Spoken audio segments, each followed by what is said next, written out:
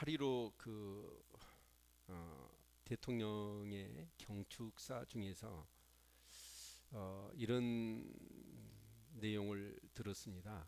아, 우리나라가 다른 나라들이 굉장히 부러워하는 살기 좋은 나라인데 이 나라가 아, 정말 안 좋은 나라다라고 소문을 내는 그런 신조어들을 만들어내는 불순 세력들이 많다라는 얘기를 이렇게 정치국사 중에서 있습니다.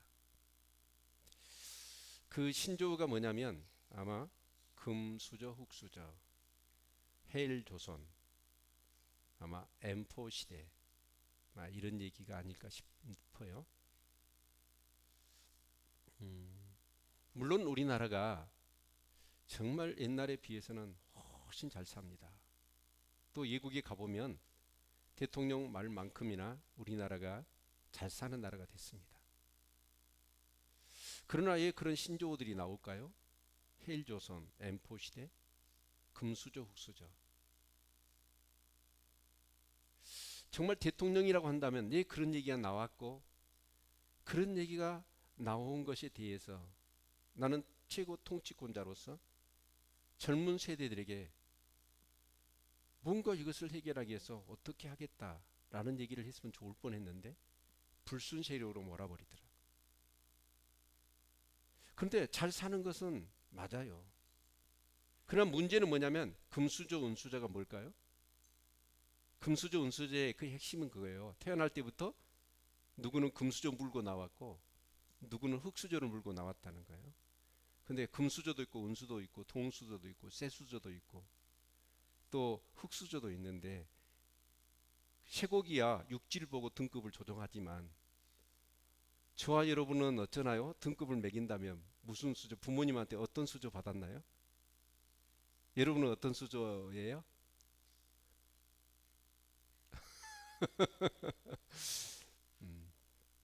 헬조선. 예, 헬이란 말이 지옥이잖아요. 우리나라를 지옥처럼 얘기할까요? 예, 모든 것을 젊은 세대가 결혼도 안 하고 직장도 아기 낳는 것도 다 포기해 버릴까요? 제가 볼 때는 못 살았어의 문제가 아니라고 봐요. 꿈을 포기하는 건 뭔가 노력을 했는데 노력을 했으면 그 사회가 정의롭다고 한다면 노력한 사람이 어떻게 해야 돼요? 결과를 얻어야 됩니다.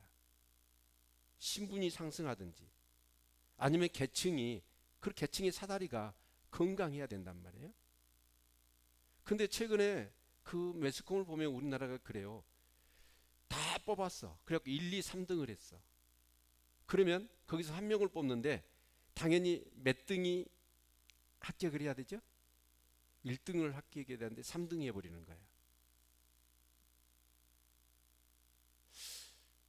그러니까 이 사회가 만들어 놓는 이 금수저라고 하는 그것은 물질뿐만 아니라 하나의 가지고 있는 기득권이죠.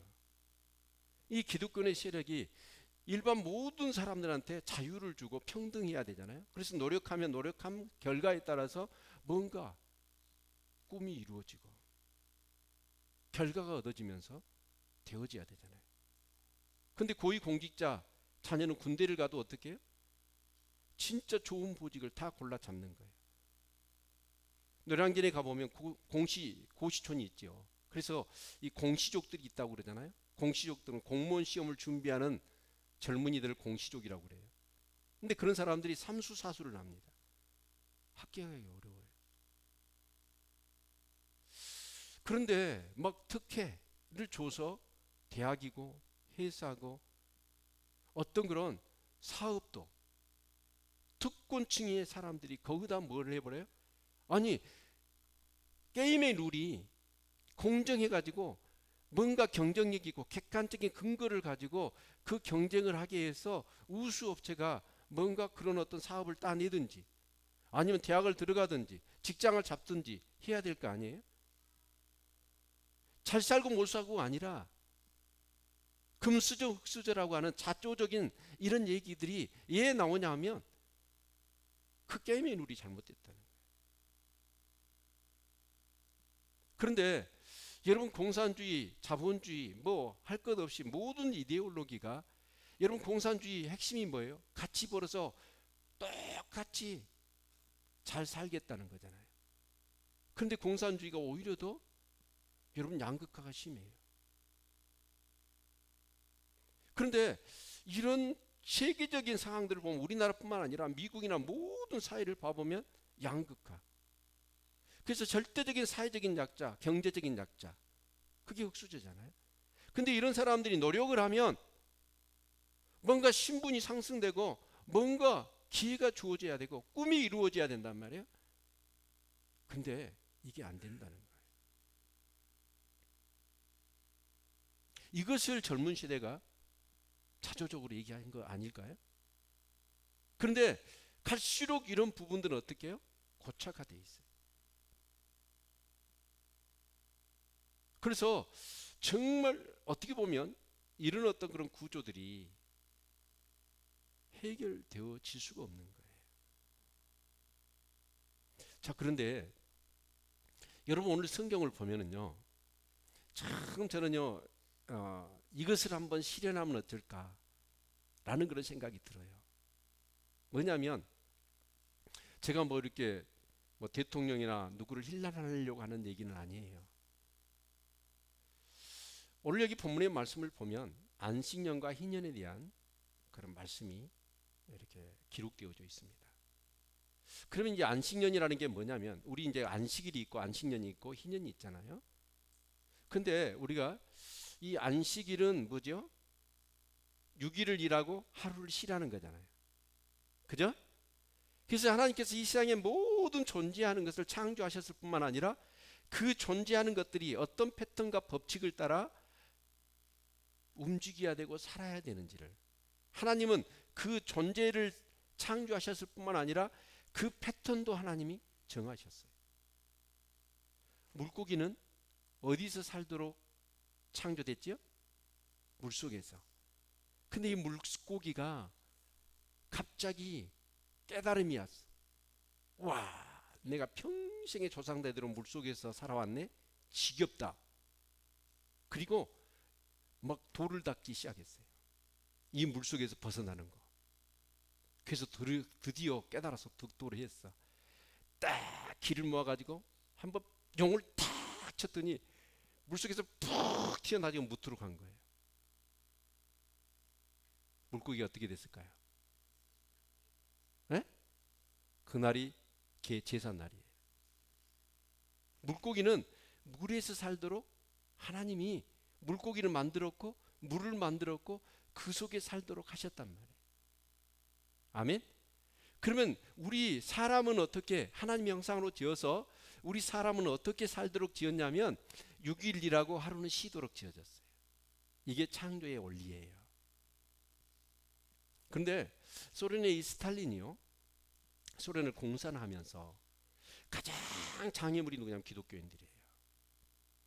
왜냐하면 이 공산주의 이론 거의 유물론이거든요. 그래서 이제 그런 부분들을 굉장히 이제 크리스찬들이 반대해. 그러니까 이번에 공산주의를 이제 이렇게 그 공산주의 국가를 세우면서 아예 기독교를 그냥 완전히 없애버려야 되겠다 생각한 나머지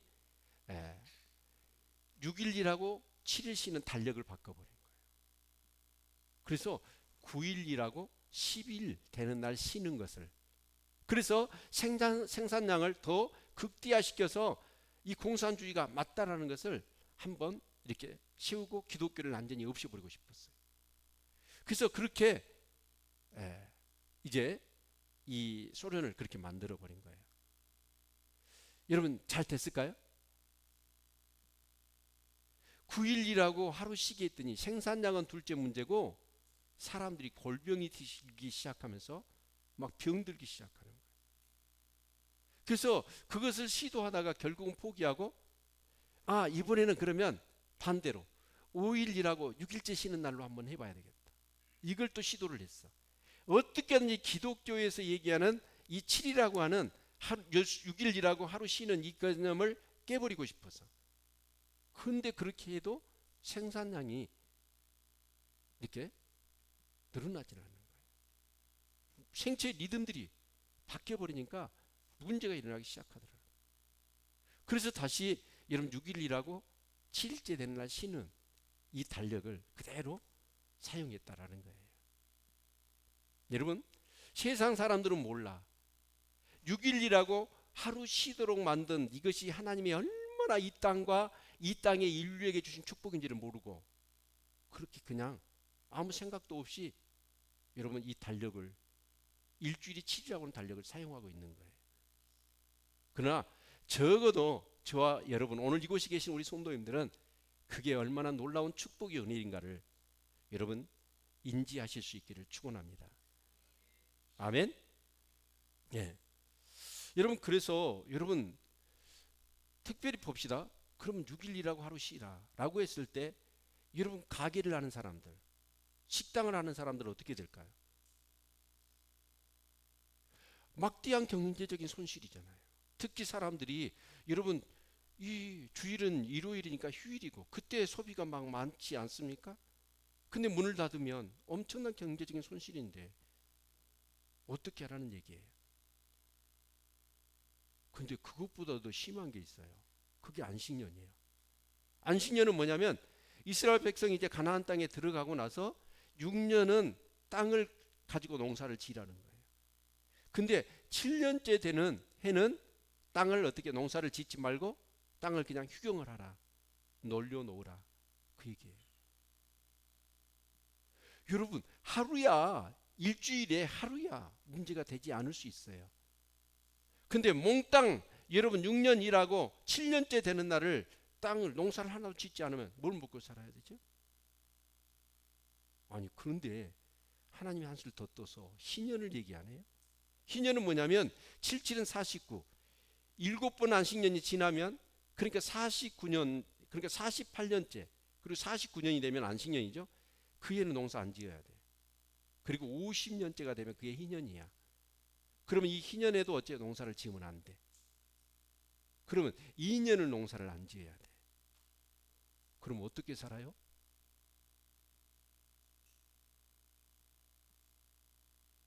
여러분 어떻게 살까요? 그때는 손가락 빨고 있어야겠죠. 근데 하나님 뭐라고 말씀하시냐면 우리 18절 같이 한번 읽게요. 21절 보십시다. 21절 25장 21절 같이 한번 읽지요. 시작. 내가 명하여 제6년에 내 복을 너에게 내려 그 소출이 3년 쓰기에 족하게 할지라. 그러니까 여기 6년이란 건 뭐냐면 77, 49 그러니까 48년째 되는 6년. 에? 그때에는 3년 쓸 것을 그 6년째에 다 주겠다는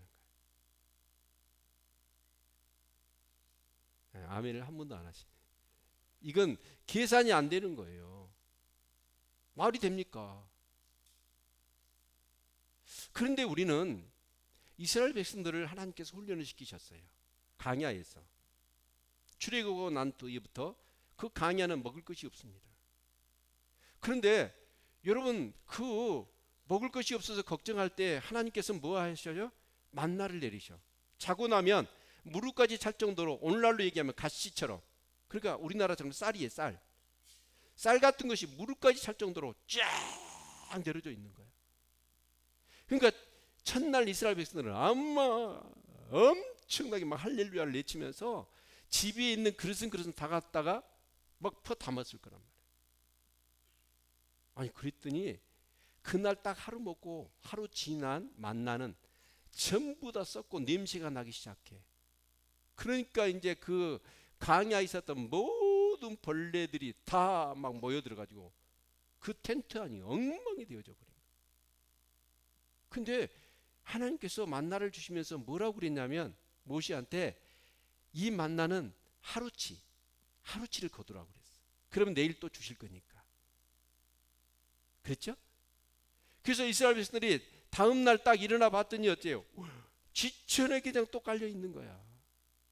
다 먹어도 부족함이 없을 정도로. 그래서 이스라엘 백성들은 어때요? 구름이 움직이면 텐트 걷어가지고 또 이동을 해야 돼.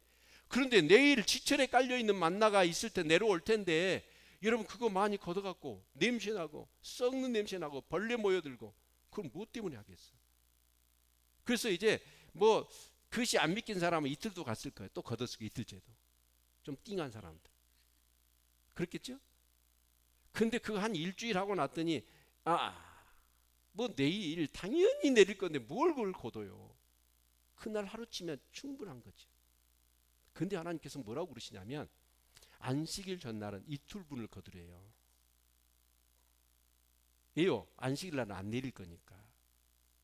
그래서 안식일 전날 이틀분을 거뒀더니 아니 신기하게도 다른 평일은 다 냄새나고 썩고 막 벌레가 득질거리는데 안식일 전날 거뒀던 만나는 썩지도 않고 냄새도 안 나. 그래서 안식일 날 그걸 해 먹을 수가 있었어요. 이것을 몇 년 훈련시키셨나? 40년이에요. 아멘. 그래서 하나님께서는 뭐라고 그러냐? 이 안식일 훈련을 시키고 난 다음에 이제 가나안 땅에 들어가면 이제 안식년도 지키고 신년도 지켜라 라는 거예요. 이 훈련이 된 사람은 그렇게 믿음이 생겼고 그 믿음의 근거에 그렇게 살았을 거예요. 아멘. 그런데요, 안식일 날의 의미를 우리가 생각해 보면, 한번 생각해 봅시다. 땅을 6년째 벌어먹고 7년째는 그냥 땅을 놀려라. 땅을 놀리라는 거예요. 그런데 그 의도는 뭘까? 첫 번째는 오늘 과학적으로 입증이 됐잖아요. 땅을 어떻게 해요? 계속 농사를 지면 땅에 기운이 없어져. 그렇죠? 그래서 이게 농작물이 막 약하고 병충해가 더 심하고 그래서 소득이 줄어드는 거예요. 그래서 땅을 어떻게 해요? 묵혀놔야 돼. 근데 오늘날 사람들은 어때요? 계속해서 벌어먹어야 돼. 하나님이 창조한 질서와 원리가 어떻든지 간에. 그래서 인간이 연구를 해. 땅에 그 지력이 땅 기운이 없어지면 그걸 어때요? 인위적으로 비료를 줘가지고 땅의 기운을 다시 일시적으로 북돋운 거예요. 그래서 땅을 놀리지 않고 계속 땅을 어떻게 해요? 부려먹어. 그렇죠? 그래서 여러분 땅을 봐봐요. 요즘 땅들이 뭐라고 그런가? 아이고 힘들어 죽겠네. 저 인간들 때문에. 그게 로마서 8장 22절에 기록되어 있어요. 모든 피조물이 탄식한대. 그 소리가 들리나요? 에? 안 들려요? 요즘 바다도 그래요. 김경희 집사님이 그 아버님이 전복을 했잖아요. 근데 올해는 전복을 못 한대요. 왜? 그랬더니 그곳이 전부 다 양식을 하잖아요. 근데 그 바다가 죽어버린 거예요. 바다가 죽어서 더 이상은 안 된대요. 그래서 양식장을 다른 곳으로 옮겨야 된대. 여러분 사람도 마찬가지. 아까 말씀드렸잖아요. 6일 일하고 7일째는 쉬어야 된다고. 아멘. 특히 안식년도 마찬가지예요. 오늘날 이 안식년이라는 게 있어서 그 안식년을 잘 찾아 잡수시는 직장은 어디냐? 어디일 것 같으세요? 대학 교수들이에요. 대학 교수들은 6년 가르칩니다. 근데 반드시 1년 안식년을 줍니다. 왜냐? 당신의 학문의 깊이를 더하는 거예요. 그냥 공부한 거 평생 그것 갖고 우려먹지 말고. 그리고 학문이라는 게 어쩌죠? 옛날 고등학교 때 배웠던 집합의 개념이 지금은 초등학생들이 배워. 학문은 엄청나게 늘어나고 있는데 제 대학 때 교수님은요 딱 뒷짐지고 오셔요. 출석부 하나에 분필 딱 3개 가지고 옵니다. 책도 안 가져와. 그래갖고 학생들이야 듣든지 말든지 칠판에다가 계속 쓰는 거예요. 그 물리 수학 공식을 다 푸는데 보니까 소수점 뭐 4째짜리도 안 틀려버려. 평생을 그거 갖고 우려먹으니까 다 외워버렸어. 아니 책도 안 갖고 오고 출석부 딱 말아갖고 오고 분필 3개 딱 갖고 와. 그래갖고 2시간 강의하고 가. 근데 선배들 노트를 보면 똑같아. 그걸 다 외워버렸어. 연구를 해야. 그래 안식년을 줘서 뭐예요? 창조적이고 더 깊은 학문을 공부하고 자기 어떤 그런 이 가르침에 대해서 점검하라는 거예요. 그래서 대학에 못 나오게, 제가 아는 해양대 교수님 계시는데 그렇더라고. 학교에서 나 나오지 말래요. 안식년 가지라고. 근데 자기는 나간대. 그래서 안식년의 의미를 제가 설명을 해줬을 그분한테. 근데 이런 목사들 또 어째요? 안식년을 가져야 돼요. 6년째 여기서 사역을 하고 7년째 되는 때는 어째요? 이 교회를 떠나는 게 은혜야. 이요, 떠나서 저 멀리서 이 교회를 봐고 이 사역을 봐야 하고 내 목회의 어떤 그런 부분들은 묵상을 해야 돼. 근데 제가 1년 없으면 어쩔까요? 그것도 믿음이죠. 주님이 하실 건데 목회. 제가 하는 것보다 주님이 목회하시는 것에 더 잘하시겠죠?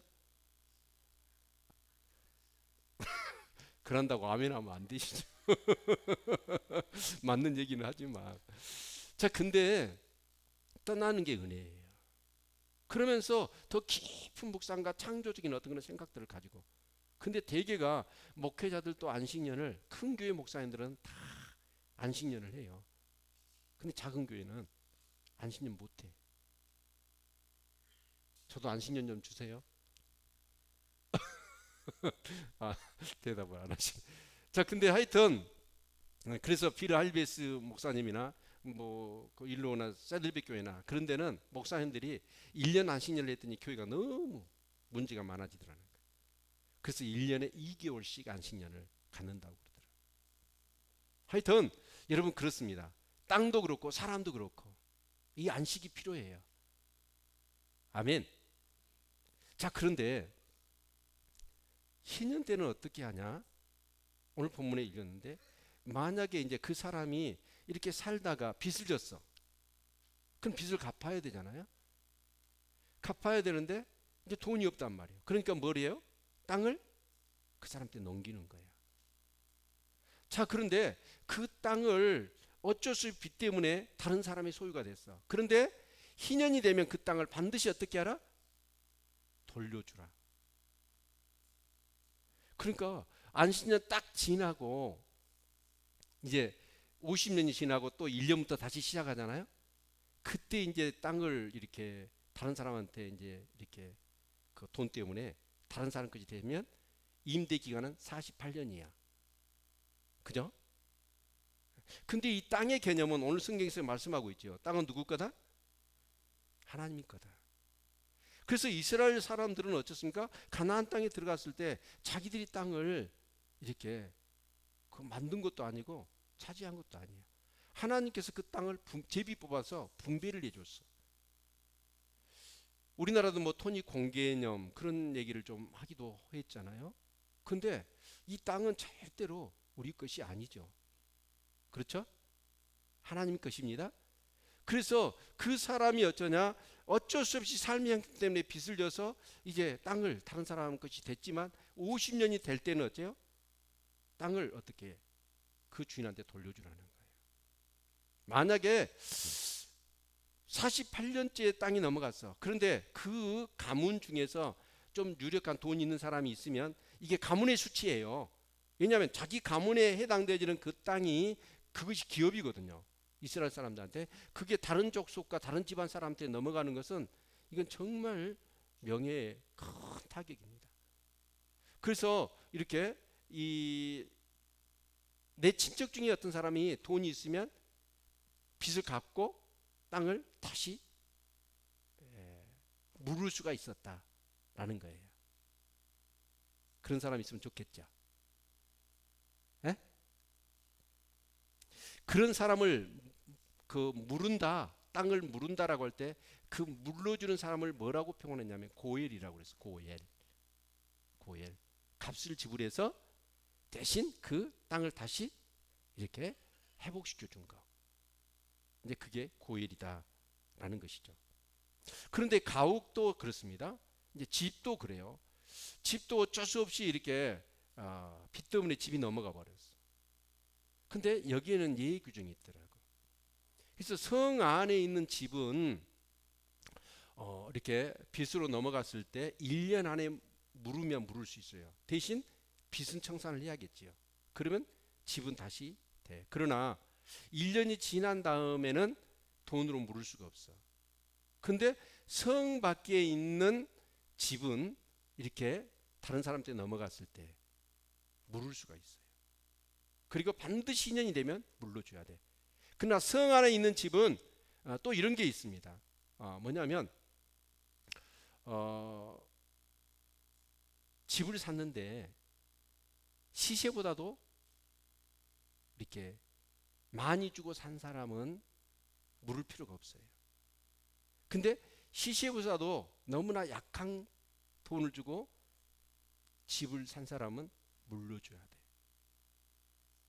그러니까 대부분 집을 파는 사람들, 그 당시로 얘기한다면 오늘이야 정말 이 주택이랄지 교통이랄지 또 산업들이 많잖아요.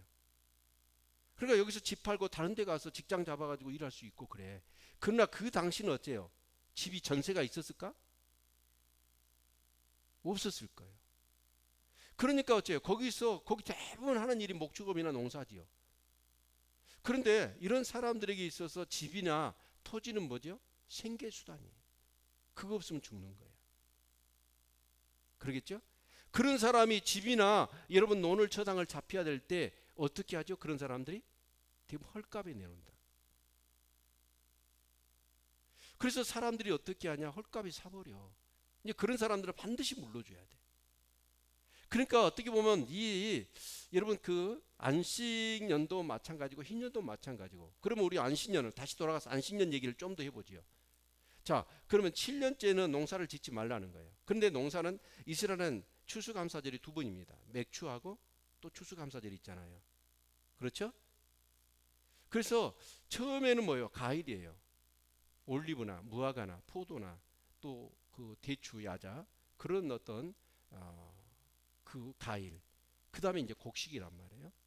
자, 그런데 7년째 되면 곡식은 안 뿌리니까. 근데 밭이나 논에 거기는 논이 없겠지요. 벼농사를 안 지으니까. 근데 밭에 이렇게 농사를 안 지어요. 파종을 안 해요. 그러면 다음에 이렇게 농사를 안 짓고 나누면 밀과 보리가 나요, 안 나요? 나요, 안 나요? 나지요. 그렇죠? 자연적으로 떨어진 것이 다음에 파종을 안 했다 할지라도 난단 말이에요. 또 과일 같은 경우는 어때요? 농사를 안 지어. 그럼 그대로 나나. 그럼 그걸 누가 먹을까요? 자, 답을 찾아봅시다. 이제 25장 6절 같이 한번 볼까요? 6절 같이 한번 읽겠습니다. 시작.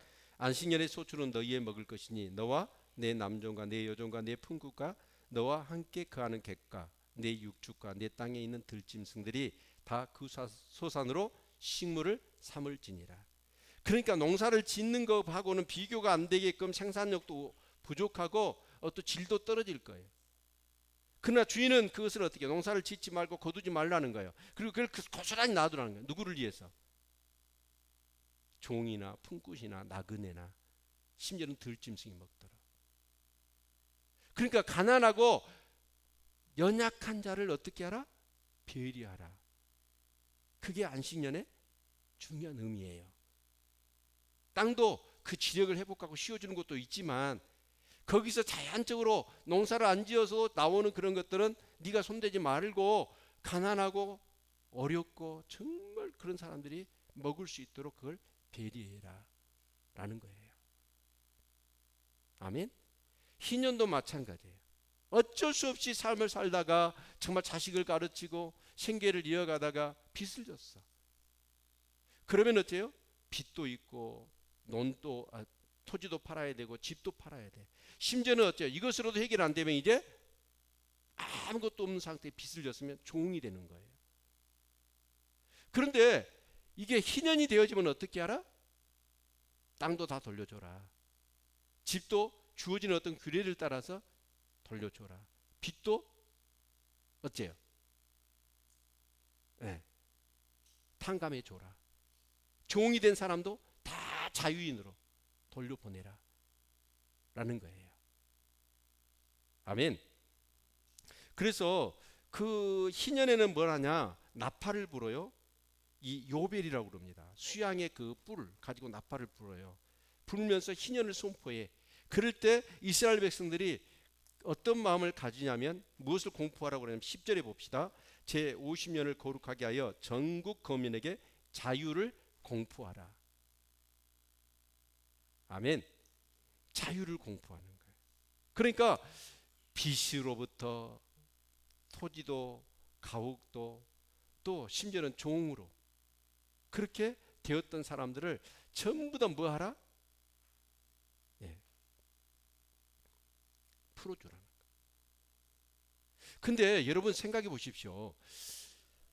그 가난한 사람들이야 좋겠지만 있는 사람들은 얼마나 경제적인 손실이 커요. 예. 그래 안 그래요? 예? 그러니까 있는 사람은 하겠어요 안 하겠어요? 안 하죠. 그래서 이스라엘을 연구하는 고고학자들의 얘기를 들어보면 가나안의 초기 정착지대에 살았던 그곳은 대부분 집들이 비슷했대요. 사람이 가지고 있는 것들이 거의 비슷비슷했어. 그런데 앙정시대가 지나고 그 이후로부터는 너무나 차이가 많이 난 거예요. 삶이. 그러니까 부한 자는 엄청 부하고 가난한 자는 뭐가 찢어지게 가난하고. 여러분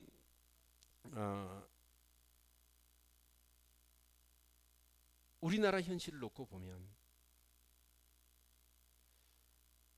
제가 대학 때 난소곡, 난장이가 쏘아 올린 작은 곡이라고 하는 그러면서 서양 경제사, 해방 전후사 인식 이런 책을 읽으면서 얼마나 울었는지 몰라.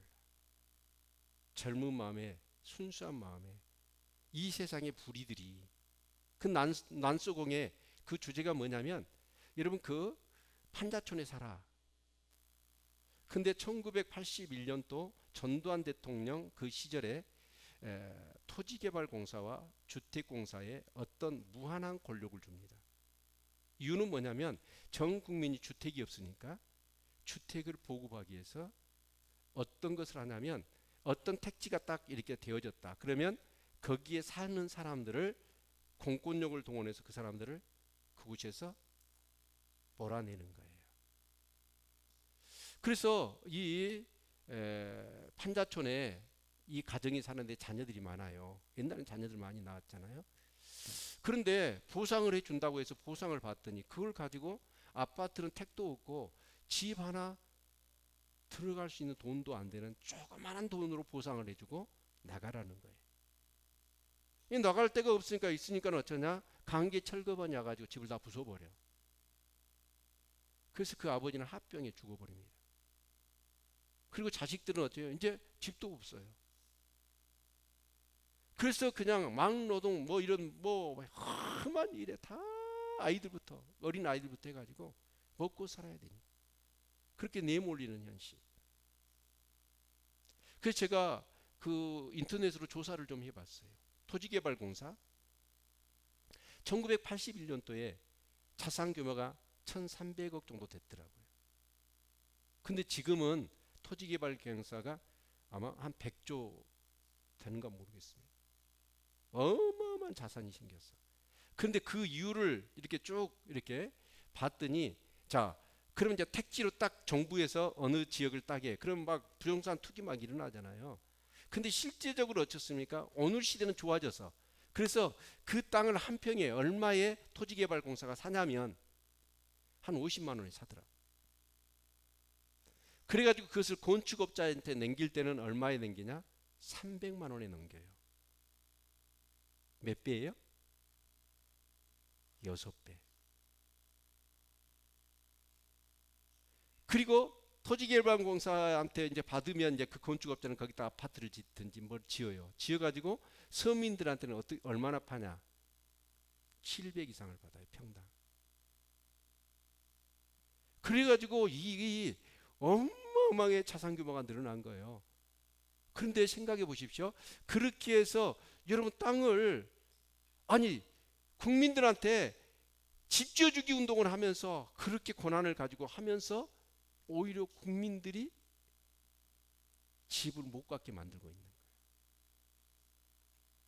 전에도 말씀드렸지만 목포에 아파트를 한 사람 이름으로 가장 많이 가지고 있는 몇 채인지 아세요? 1000채예요. 그 다음 600채. 저는 아파트 집 한 채가 없는데 이 목포라고는 목포 말고 이제 서울 같은 데는 더 많겠죠. 임대업을 하는 사람. 근데 정말 그래요. 우리가 이제 이스라엘을 보면 이 하나님의 말씀대로 그 가나안 땅에 들어가서 그들이 안식일을 지키고 안식년을 지키고 희년을 지켰다면 그 나라는 진짜 하나님 축복하셨을 거예요. 그런데 역사적으로 보니까 희년을 한 번도 안 했어요. 딱 한 번 했어요. 언제냐? 유대왕 마지막 왕 시드기야 때. 그 예루살렘 성을 바벨론 군대가 가지고 싹 에워싸잖아요. 그럴 때 그 이스라엘의 그 뭐죠? 부자들이 뭐라고 얘기하냐면 우리 하나님 말씀대로 희년을 한번 해보자. 희년도 아닌데. 그래가지고 자기 종들을 다 자유자로 줘보라. 근데 이유는 뭐냐? 다른 데 있어. 그 어려운 시기에 자기 종들 먹여 살리기가 힘드니까 이제 너희들 마음대로 살아라고 놔둬버린 거야.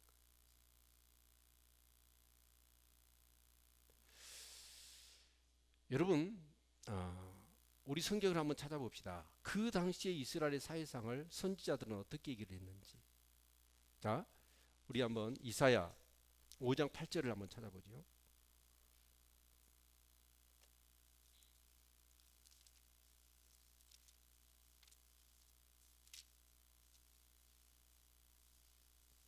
같이 읽지요. 이사야서 5장 8절 시작. 가옥에 가옥을 연하며 전토에 전토를 더하여 빈틈이 없도록 하고 이 땅 가운데서 홀로 거하리 하는 그들은 하 있을진저. 가옥에 가옥을 연했다. 그러니까 천체가 되는 거예요. 전토에 전토를 더해서 빈틈이 없이 홀로. 정말 집 한 채가 없어서 거리에 나앉고 홀벗고 굶주린 사람이 있는데 있는 사람은 점점 더 이렇게 많아지는 거예요. 그러면서 심지어는 아모스서 2장 6절을 볼까요? 아모스서 2장 6절.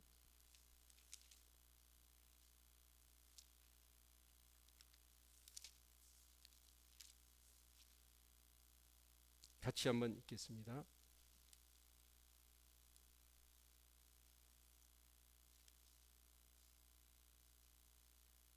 같이 읽죠. 시작. 여호와께서 가라사대 이스라엘의 서너 가지 죄로 인하여 내가 그 벌을 돌이키지 아니하리니 이는 저희가 은을 받고 의인을 팔며 신 한 켤레를 받고 궁핍한 자를 팔며. 사람을 사고 파는데 뭐예요? 신 한 켤레로 사람을 사고 파는 그런 악한 시대가 된 거예요.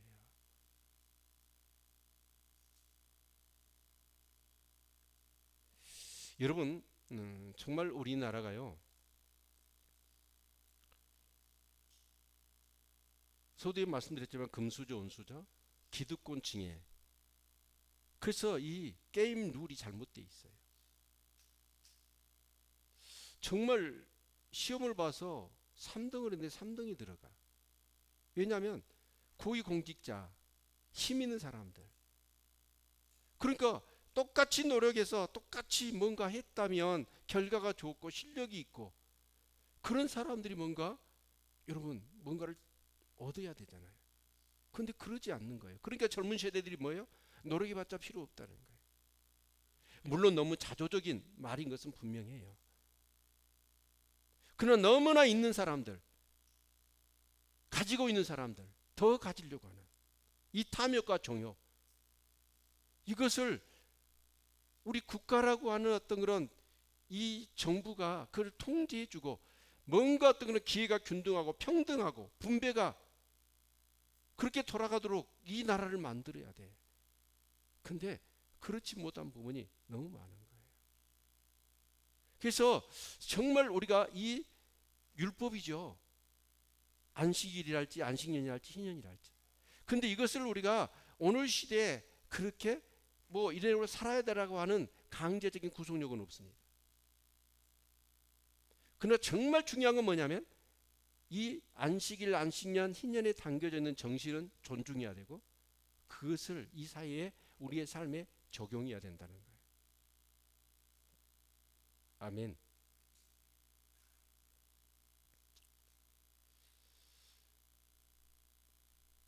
록펠러에게 물었답니다. 석유 재벌이고 최고의 미국의 부자였죠. 그 당시에 기자들이 모여서 얼마만큼 당신이 돈을 벌어야 돈 버는 것을 멈추겠습니까? 그러니까 록펠러가 그랬대요. 조금만 더 벌고 땅을 씌워주라고 그래요. 땅을 씌워주지를 않아.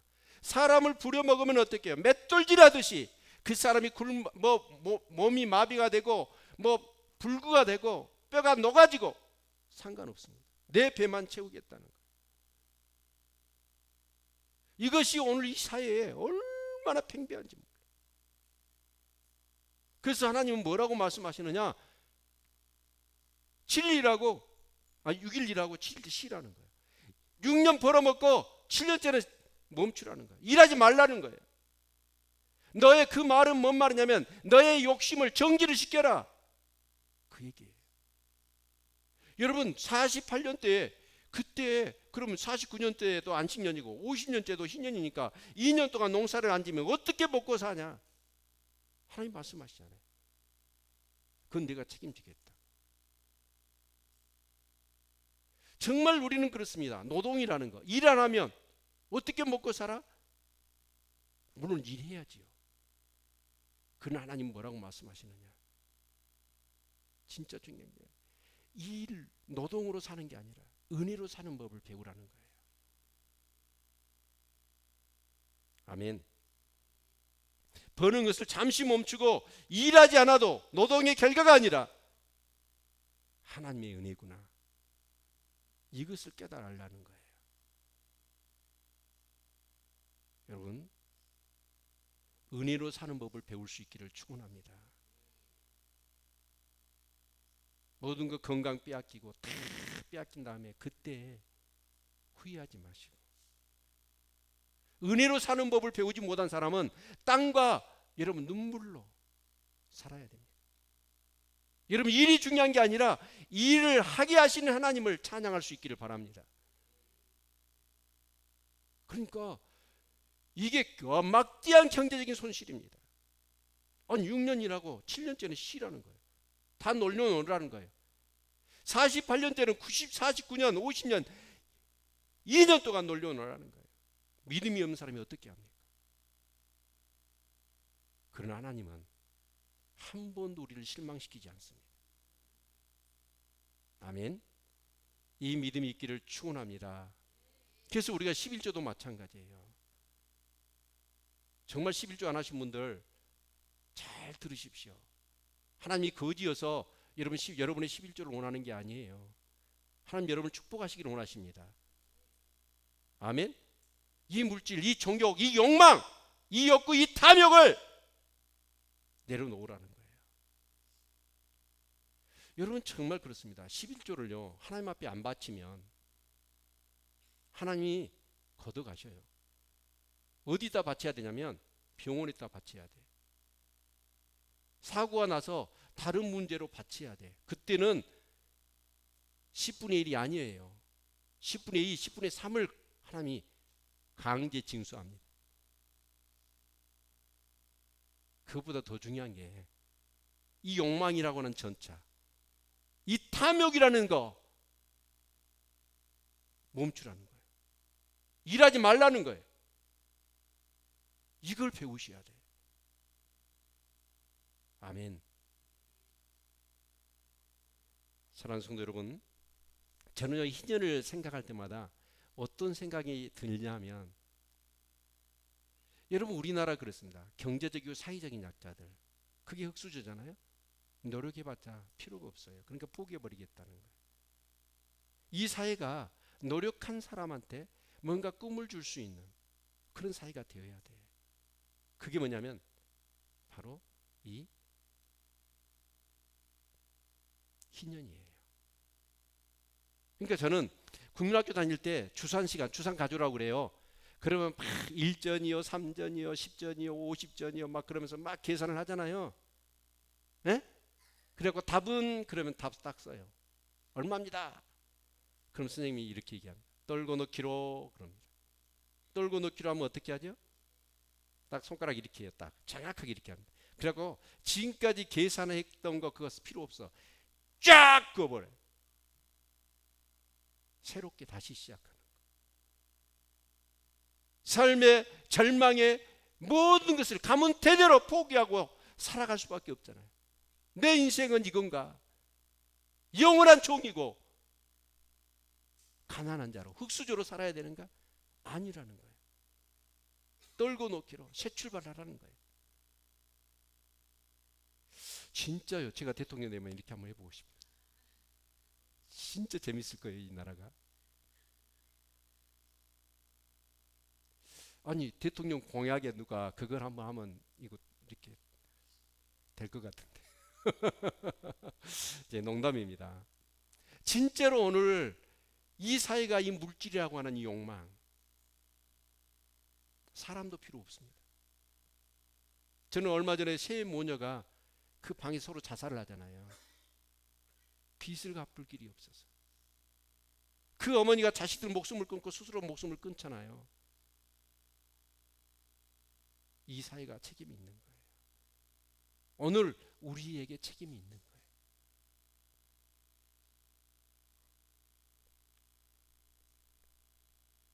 여러분, 아무리 제도를 뜯어고치고 개혁을 하고 개헌을 하고 복지를 얘기해도 우리 마음이 바뀌지 않으면 세상은 바뀔 수 없을 겁니다. 그런데 고엘이라고 그랬죠? 무르는 자. 내가 정말 이 토지를 저 사람들한테 돈이 없어서 다 뺏겼어. 근데 내 집안에 어떤 사람이 돈이 있어서 그 값을 쳐주고 다시 그 토지를 나한테 준 거예요. 이 영원한 고엘이 누구냐면 예수 그리스도입니다. 여러분 죄의 싹, 그 죄의 싹으로 인하여 우리는 어째요? 영원한 사망에 거해야 돼. 근데 우리 주님이 대신 값을 지불했어. 그래서 우리는 어둠의 자녀일 뿐만 아니라 죄와 사망의 권세 아래 우리는 살아가야 하는데 우리 주님이 구속자가 되셨어. 바로 고엘이 구속자예요. 값을 대신 치러주시고 우리 생명 대신에 자신의 생명을 주시고 우리를 구원해 주신 구속자세요. 우리는 자유자입니다. 아멘. 우리는 자유자예요. 자유를 공포하라고 그랬잖아요. 여러분 절대로 돈에 얽매이지 마십시오. 사람과 환경과 어떤 그런 욕구의 욕망에 여러분 노예가 되지 마십시오. 진짜 성경은 얘기합니다. 뭐라고요? 이 레위기에서 오늘 이 본문에까지 해서 나는 너희 하나님 여호와를 경외하라, 이 말이 49번째예요. 레위기 1장부터 보면 그 중요한 게 뭐냐면 나는 너희 하나님이고 그래서 너는 나를 경외해라. 하나님을 경외하는 자만이 이런 삶을 살 수 있습니다. 아멘. 여러분 정말 그렇습니다. 오늘 이 세상에 그런 모든 것들 정말 저도 이렇게 데모하면서 근데 나중에 보면 데모한 사람들이 어떻게 해요? 권력을 잡으니까 그 사람이 더 징하더만. 이게 안 되는 거예요. 제도나 자기가 뭐 어떻게 사람의 마음이 약하고 이 욕망이라는 이것을 이겨낼 방법이 없어요. 예수 그리스도 외에는. 아멘. 은혜 외에는 없습니다. 내가 아무리 알고 있어요. 그렇게 살아야 된다고 생각해. 데모대에서 돌멩이도 던져봤어. 하얀병도 던져봤어. 근데 그 사람이 그 자리에 올라가니까 거기에 노예가 되어버려요. 정말 우리를 새롭게 하실 분은 주 예수밖에 없습니다. 그리고 이 세상을 변화시킬 수 있는 것은 다른 거 아니에요. 제도나 법을 고쳐서 되는 게 아닙니다. 사람이 바뀌어야 됩니다. 아멘. 이 안식년, 안식일, 이 희년에 이 정신 내 것이란 게 없습니다. 그래서 저는 인생을 얼마 전에부터 계속 이런 생각을 해봤어요. 인생이 뭐냐? 인생은 청직이에요. 오늘 제목을 나그네라고 그랬잖아요. 나그네예요. 또는 현대언어로 고친다면 매니저입니다. 매니저는 뭐죠? 주인이 있어, 사장이 따로 있어. 근데 사장이 이것을 맡겼어. 그럼 그걸 잘 관리해. 그래서 주인한테 뭐예요? 이득을 남기는 거예요. 청지기가 뭐예요? 하나님께서 주시는 나의 시간, 내 몸뚱아리, 나에게 주신 지혜, 나에게 주신 달란트, 그걸 가지고 하나님 뜻을 이루어서 하나님께 영광을 돌리다가 가는 시간, 그게 우리 인생이에요. 내 거 없습니다. 다 내 것이라고 생각하니까 이런 문제가 생기는 거예요. 내 것은 없습니다. 나는 청직입니다. 정말 저와 여러분, 하나님께서 맡겨주신 나의 인생의 이 시간, 그리고 내 몸, 나에게 주신 달란트, 그것 가지고 멋지게 하나님 영광 돌리다가 하나님께 갈 수 있는 우리 모든 성도들 되시기를 축원합니다.